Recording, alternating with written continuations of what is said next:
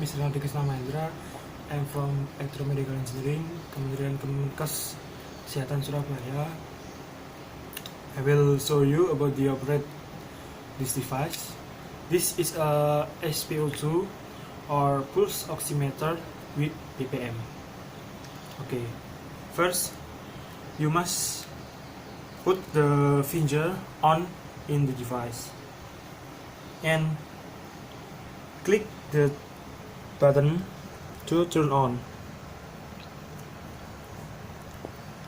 Okay, the display is show about the result of my SPO and my BPM. For your information, the SPO is normal from 90 until 100%. If BPM, the normal is from 60 to 100.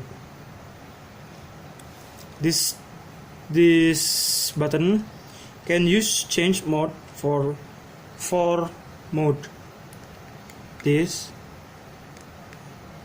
and this and this and this. Back to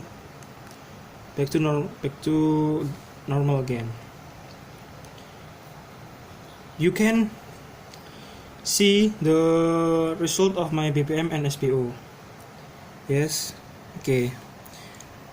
If you finish, you just can put the finger off and will be automatically turned off. Okay, I think it's enough to my explanation video. See you next time.